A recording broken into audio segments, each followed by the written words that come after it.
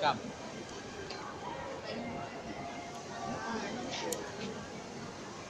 Nya. Baik, dapat kami laporkan.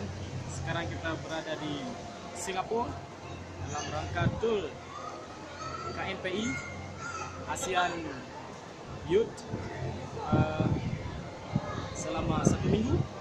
Sekarang kita nak tengok tempat hiburan yang ada di Singapura, mulai dari Marina Bay, kemudian sudah juga ke Chinatown, terus juga sudah sekarang kita lagi di Kampung Malaya.